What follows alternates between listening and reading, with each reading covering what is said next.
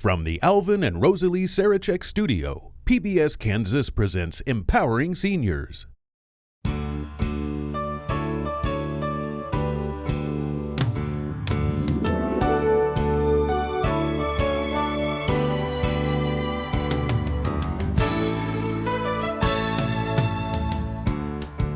Welcome to Empowering Seniors. I'm your host, Katherine Ambrose. On this episode, we're going to talk about scams and just being smart when it comes to aging and the law, and we'll just see where it takes us.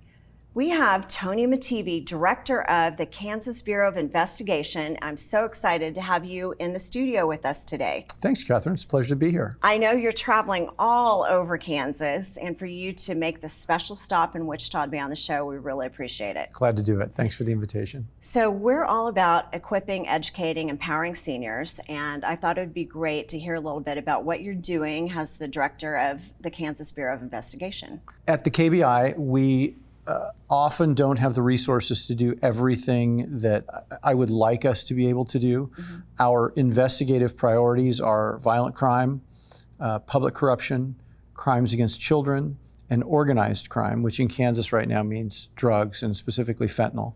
So helping protect our seniors isn't one of our investigative priorities, but it's something that I'm committed to, something that I think all of our folks are committed to, and so I'm happy to have the opportunity to talk about it. I can tell you that I worry very much about my 82-year-old mom and the folks, especially because of internet access and how much of our lives are online. Mm-hmm. I worry about not just the things that she has access to, but the people who have access to her through that online access. You know, the more we as a society go online, the more of our stuff we put online, the more online access we have, the more vulnerable we are to bad actors online. Mm-hmm. And that's probably my biggest concern with regard to our seniors right now is all the scams that are out there. The scams are just out of control. Right. And especially if people get to the point where they're maybe isolated and maybe no longer quite as on top of things as they were, they can just get confused by some of the social media out there and the things online. The opposite end of the spectrum is they forget to or stop paying attention to their email accounts, and then they can lose track of things, not keep their insurance covered in that. So it's the online factor is so instrumental to our life today. It is, and you know, we can talk about some of the specific scams that we see, but I'll tell you that there are a couple of common threads that run through those different scams. Mm-hmm. One is they prey on the loneliness of our seniors.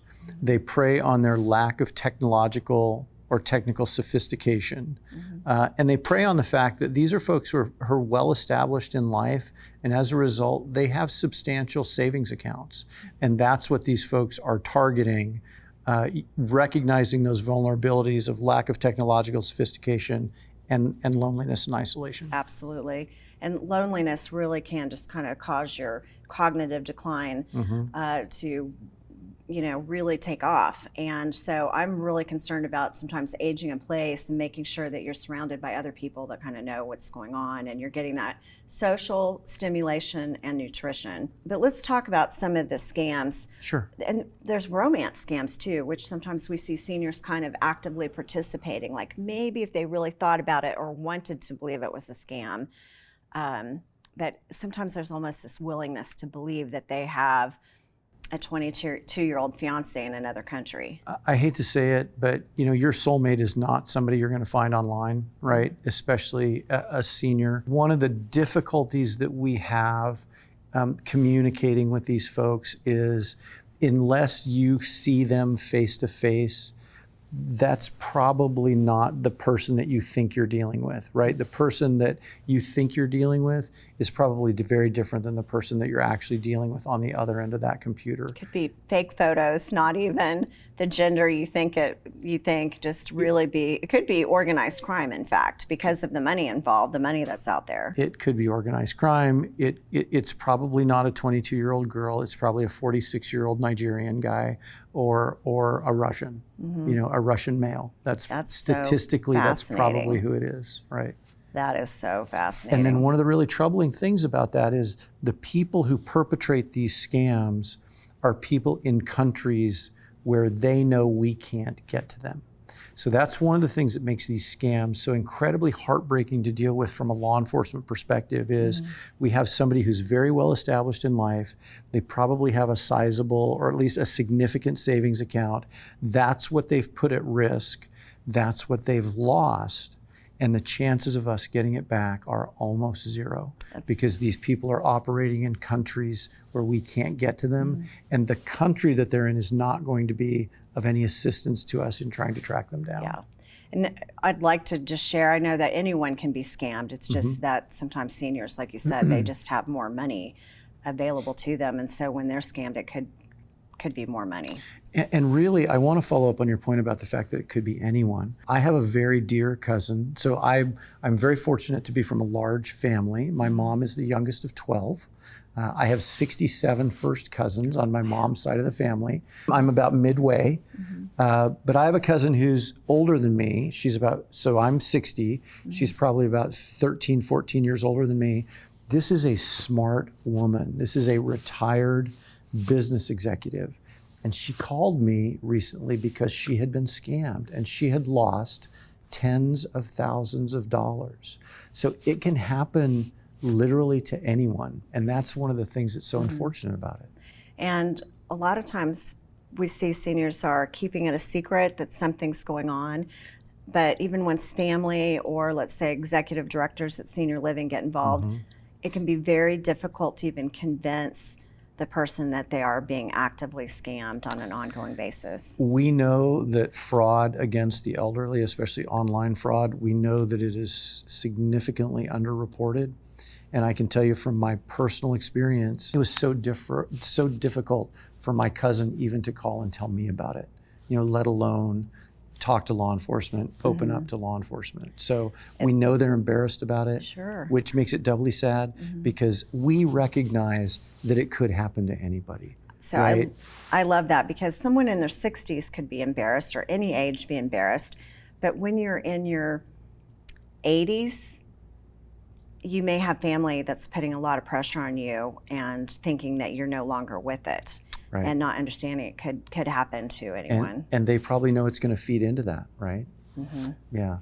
So let's talk about other things that maybe are underreported, and that is rather than stranger danger going across continents, talk about people you do know in real life, your next door neighbors, your family, stepchildren that maybe joined your family in later years. We just see so much manipulation and abuse, and sometimes it's reported and it doesn't go anywhere because the victim kind of goes along with it. Right. So just like there are a myriad of different scams and different types and possibilities of scams, there's also a myriad of ways in which someone that the senior knows is close to, whether it's a family member, a trusted friend. Unfortunately, there is an almost unlimited number of ways in which those folks can take advantage of our elderly as well. And if the victim understandably isn't cooperating with law enforcement because of the close nature of this relationship, that makes it very difficult for us to prosecute as well. So with a scam, the difficulty is finding the person overseas and going after them without having the assistance of the foreign government. It's sort of the opposite end of the spectrum when we see fraud or abuse by a friend or a family member, but there the problem often is that the victim doesn't want to cooperate because it's their son, stepson, nephew, neighbor, whatever. So we have that issue to deal with as well. Yeah, it might be who they feel is their lifeline to the world, or the person that they love the most, and they just don't want to hear that, and they don't want drama. We talked just a moment ago with the online scams about loneliness and vulnerability, and the same thing applies to fraud and abuse by someone very close to you. We're all aging every day. So when it comes to our aged population, though. Okay, speak for yourself, Catherine. I'm talking about even my newborn granddaughter. She's getting older every day. Yes, she is. But let's talk about the aged population and the loneliness and vulnerability. Just from what you know in the work you've done throughout your life, your own family situation, what would your natural instinct be about how to combat that? For me, the key is to surround myself with people that are youthful at heart, who are energetic, who are engaged, and who want just as badly as I want to be out there doing things and staying active and staying involved. That's the way I look at it. Okay, very good. And so for your 82-year-old mother, what are some of the things that you're doing to help her avoid loneliness and vulnerability? I don't have to worry about it with my mom, fortunately. I don't with my mother either. My mom's friends are mostly my age. Oh. And when I call my mom and say, hey, Mom, what are you doing? How's it going? What have you been up to? She says, oh, I just went on a hike up Old Gold Camp Road. Oh, that is I nice. went snowshoeing.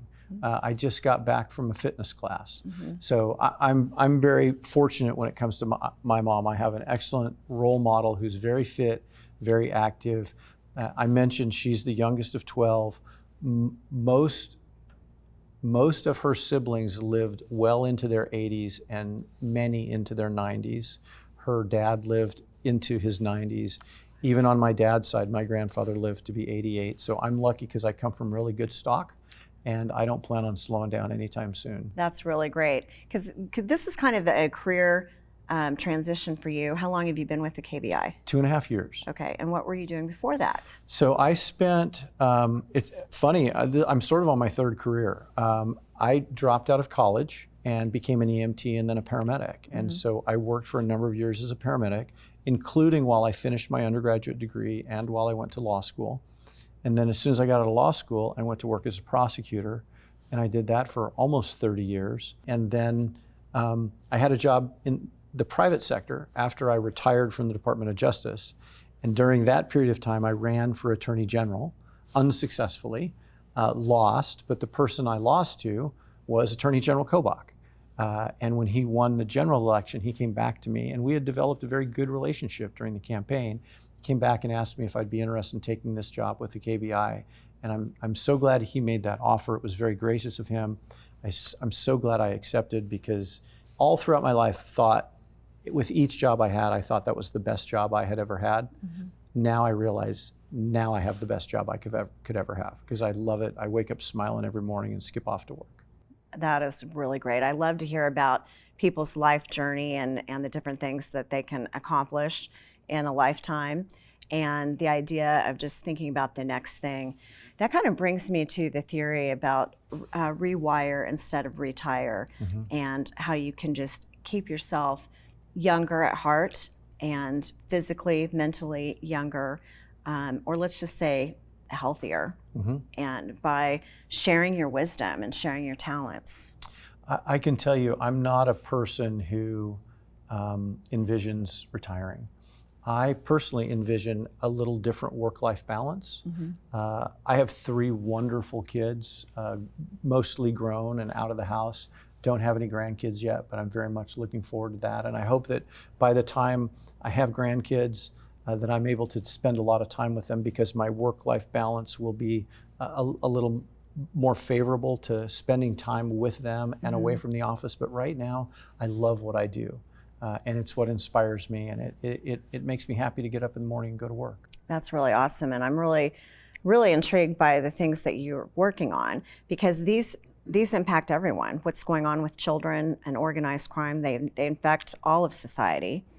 And so you want to fill us in a little bit on what's going on with your children, what you're trying to do to help children. Oh, what we're trying to do to help children? Sure. We have what's happening online in the United States and in the world right now is dangerous to seniors, but it's just as dangerous, if not more dangerous, to children. The amount of what we call ICAC, internet crimes against children, is skyrocketing. Those are the cases that involve distribution of child sexual abuse material. And these cases are so troubling because we see just horrific images of children being traded, being distributed online. But sometimes folks focus on the fact that we're talking about images. And I tell them that it's not just the images that we're worried about. We know from looking backward at all of our cases that when we have somebody that's trafficking in child pornography images, child sexual abuse material online, 52% of the time those folks have actual contact with a real child. That's what makes these cases so dangerous, is they're not just the images. It's that these are folks who have contact with children. And oftentimes, they're people in jobs that give them access to children every single day. Not long ago, we did a search warrant where we raided the home of a person who was a teacher at an alternative high school. So this is somebody who didn't just have access to young people, he had access to very troubled young people who would be very easy prey for him. So we see lots of those scenarios, teachers, coaches. I don't want to paint with a broad brush. You know, I'm very, very grateful for the wonderful teachers that my kids had when they're growing up, but they are folks who have direct contact with kids, and we have to be very, very careful about the backgrounds and the activities of that population of adults. Absolutely. Well, I'm talking about broad brush. I also want to say that I don't want to see seniors scared of the internet. No. And scared of being online. Right. Or that their family is, and in fact encourage them to participate at least in family activities where you're sharing photos together, you know, on a family thread, or you're on Facebook, because you miss out if you're not participating in those things. Right. But that's different than thinking you have a lover on Facebook Messenger that needs money to get to the country. Well, there's a difference between being paranoid and being aware. Right? Like you, I don't want them to be afraid of being online. I want them to be aware, and I want them to have a high enough index of suspicion that when they're approached by somebody offering them money, that's probably just a prelude for them asking you for money, right? When you get approached by somebody online with a romantic interest, it's probably not the person that they're representing themselves to be. The same true with going out, right? And being out in public. We want people to go out. We want them to be engaged. Well, they're vulnerable out there, right? I don't want them to be paranoid of that, but we want them to be aware. We want them to have situational awareness, understand when the situation that they're going in might be a little bit more dangerous. Be prepared to defend yourself. I recommend oftentimes a panic alarm and pepper spray for older folks, things that you can use to defend yourself fairly easily. But the main thing is situational awareness when you go out. So don't be afraid, don't not go out, just be aware. Tony, share with us a little bit more about the KBI. Oh, sure. I love talking about the KBI. The KBI was established in 1939 when two private organizations went to the legislature and asked for help with the two most pressing criminal justice issues of the day. So really interestingly, the two private organizations were the Kansas Bankers Association and the Kansas Livestock Association, because the two most pressing criminal justice issues of the day in 1939 were bank robberies and cattle theft. That is fascinating. So the KBI was created, so it was those two organizations along with the Peace Officers Association went to the legislature, and the KBI was created to be a resource for local law enforcement whenever they had a situation that exceeded their capabilities. That's very much the reason for which we exist today. We continue to provide resources for local law enforcement agencies whenever they have a situation that exceeds their capabilities. So a lot of people don't know, Katherine, we have about 428 law enforcement organizations in Kansas. So we have 105 counties, right? One of them doesn't have a sheriff's department. It has a combined police and sheriff's department. So we have 104 sheriff's departments. The other 300 plus law enforcement agencies are police departments.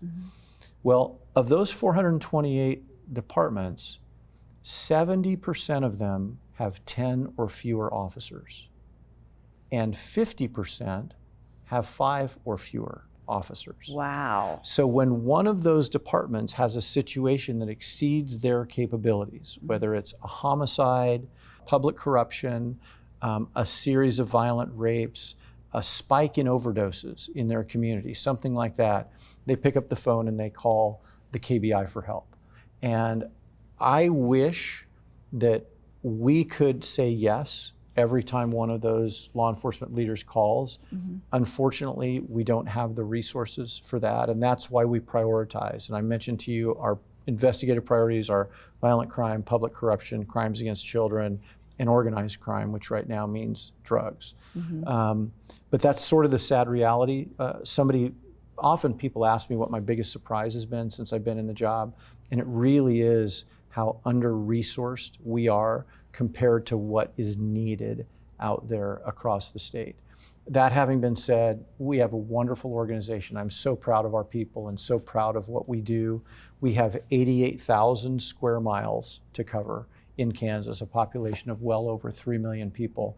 And we continue every day to do our best to be the resource that we can for those local law enforcement agencies when they need help. That's amazing. I love all these statistics too. Are you somehow related to the Federal Bureau of Investigation, or is it completely separate? Completely separate. We have similar roles in some respects. The FBI has their role in law enforcement. They investigate. Some of the things that we do overlap with them. Some of the things we do are very different. And I'll give you an example.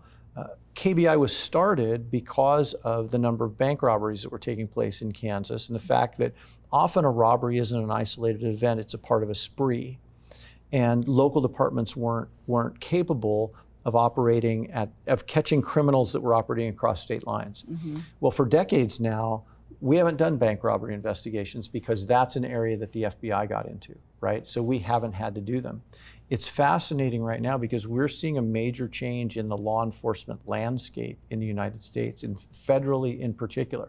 As this administration sort of reprioritizes and shifts funding, we're seeing an emphasis swing away from things that we've done historically, what the feds have done historically, and we're seeing a lot more emphasis on immigration. So one of our concerns when we see that is, if the FBI shifts their investigative priorities and stops doing bank robbery investigations, is the KBI going to have to get back into that business? And if we are, then I'm going to be back at the legislature asking them for more resources to sort of pick up the slack as the feds shift their priorities, if that makes sense. You don't hear too much about bank robberies, but apparently they're still out there. You'd be surprised at how many of them are still taking place, yeah. Wow. Yeah. Horrible idea, bad way to make money, but we see Probably people doing it, pretty easy way to get unfortunately. caught, I would think. Yeah, it really is. Unlike the corruption and the human trafficking and drugs. And these are things that seniors are very worried about, and they're worried about their legacy. They're worried about their families and younger generations. Yeah, I'll tell you, I'm glad that my kids are pretty much out of the house and well established. I would be very nervous right now as the parent of a junior high schooler or a high schooler because of what we're seeing with fentanyl. I really can't overstate the nature of the fentanyl problem. Fentanyl poisonings, what we used to call overdoses, fentanyl poisonings are now the leading cause of death of Americans under 40. Wow. If you think about that for a minute, more than auto accidents, more than gun violence, more than mental health and suicide, the leading cause of death of Americans under 40. And I can tell you there is no part of this state that hasn't been impacted by fentanyl. You'll not talk to a single sheriff in Kansas who hasn't seen fentanyl in their communities.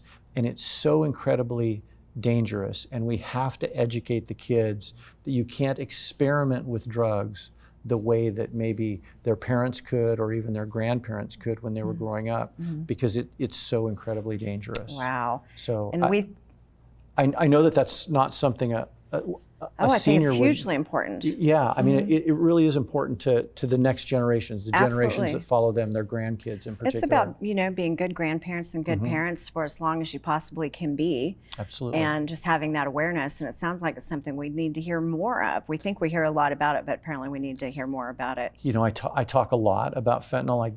I don't turn down an invitation to come into a community, whether it's a school or a community organization. If they invite me to come talk about fentanyl, I do it. But I'll tell you what, we have somebody in the KBI who is a much more compelling storyteller than I am about fentanyl, because it's one of our career drug agents who lost his 18-year-old son to a fentanyl poisoning. So this agent has spent his entire adult life combating drug crimes in Southeast Kansas, and a little over 2 years ago woke up on his wife's birthday and found their 18-year-old son dead in his bedroom in the basement from a fentanyl poisoning. That's terrible. And people ask me all the time, what's the biggest myth about fentanyl? And I tell them there are three. It can't happen in my community, it can't happen in my family, and it can't happen to me. And if it can happen to somebody at the KBI, it can happen to anybody. No kidding. What I'm thinking too is that a lot of empowered seniors are organizers for speakers in different places, volunteers in schools, et cetera. And so that's really a good tip. I want to end here. I want to talk about your mom again. Okay. And the fact that you said that she's a great example, that she's leading a legacy for younger generations on really how to have an active life and just keep having fun.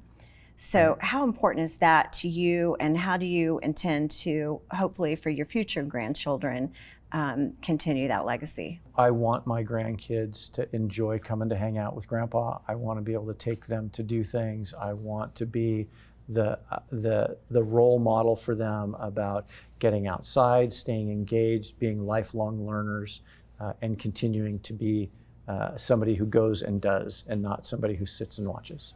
Fantastic. Tony, thank you so much for being on the Empowering Seniors Show. We really appreciate it. Glad to do it. Thanks for having me. And thank you for tuning in. If you have questions about this topic or anything else that we cover, we hope you'll reach out to empoweringseniors@kpts.org or give us a call at 316-686-4500. I'm Katherine Ambrose, and I'll see you on the next Empowering Seniors.